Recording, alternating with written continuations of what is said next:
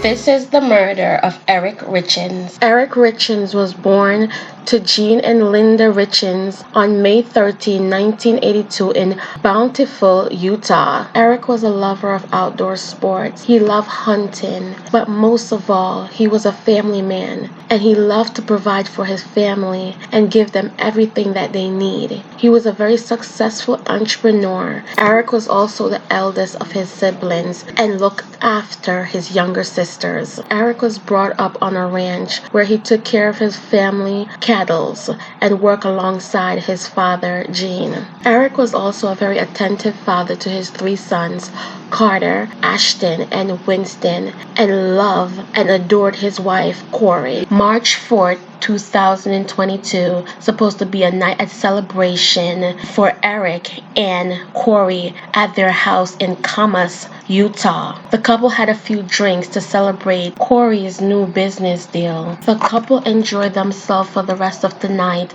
talking and having conversation about the future. Then Kouri went to one of her children's bedroom and fell asleep. A few hours later, Kouri woke up, went to the bathroom, and saw Eric lying on the bathroom floor, cold to the touch. Kouri allegedly panicked and started performing CPR on Eric, but he still did not respond. So she called 911. When the ambulance arrived, along with the police, Kouri was pronounced dead at the scene. Right away, police noticed some conflicting details. The EMR at the scene saw no sign that anyone had performed CPR on Eric.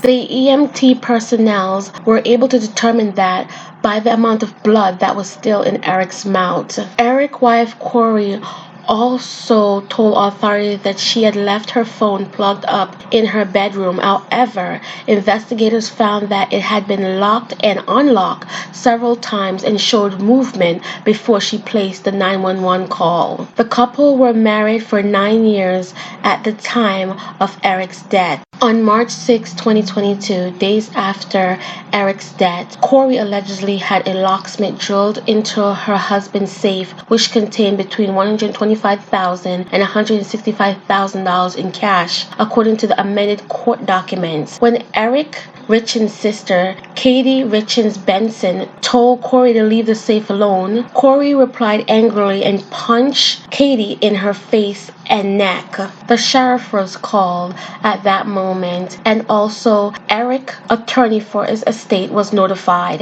Kouri was later informed that her husband had a live-in will. On March 9th, 2022, Kouri left bottles of fentanyl pill in a fire pit at a property that she and her deceased husband owned. Kouri had obtained the pills from her dealer, CL. From the moment that Eric had passed away, his sister and the rest of his family was very suspicious about his death. Kouri's behavior just seemed a bit off, and they could no longer trust her. So on July 15, 2022, Eric's sister Katie hired a private detective to follow Kouri. Katie had been in a legal battle with Kouri over her brother's trust. Before he died, Eric had put his sister Katie in charge of that said trust. On March 7, 2023, Kouri Richins released a book about grieving. The book was titled Are You Still With Me? Dedicated to her loving and amazing husband,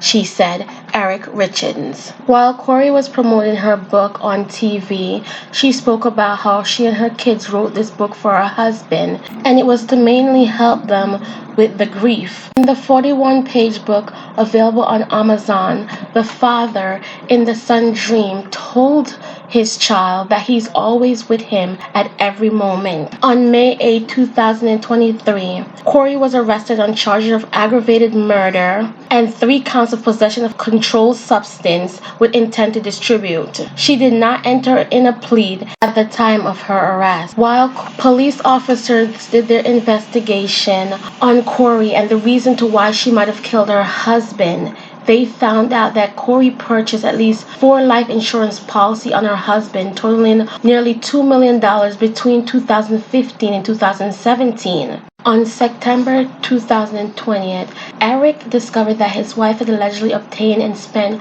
a $250,000 home equity line of credit on their home in Commerce, Utah, and had withdrawn at least $100,000 from his bank account and spent more than $30,000 using his credit cards, according to the amended court documents. It also alleged that Kouri was appropriating distribution Eric's business accounts for the purpose of making federal and state quarterly tax payments and not paying the taxes. The stolen tax payment totaled at least $134,346. Eric confronted his wife about the money and she agreed to pay him back. In October 2020, Eric consulted both a divorce lawyer and an estate planning lawyer. Unbeknownst to his wife, he changed his will, formed a living trust, and placed his estate under the control of his sister, Kouri Richins Benson. He also transferred his partnership interest in his business to the trust and designated the trust as the beneficiary of his $500,000 life insurance policy.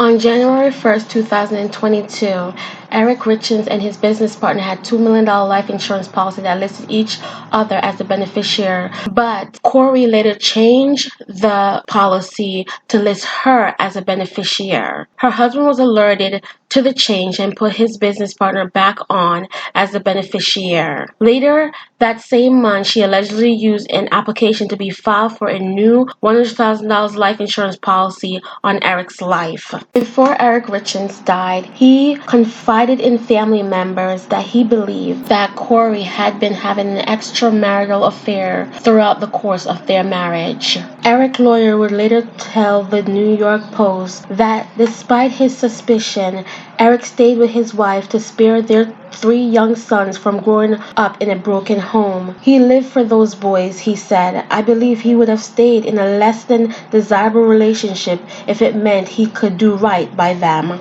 It is so sad that Eric had to lose his life, such a hard-working and family-oriented guy, because of his wife's unmeasurable greed, deceptions, and lies. Kouri also robbed her son of growing up with a father and now potentially a mother. My thoughts and prayers go out to the Richins kids and the remainder of their family. May Eric's soul rest in peace. Until next time on the Meaningful Talk Crime Doc, don't forget to like, share, and subscribe, and I'll catch up with you guys later in the comment section.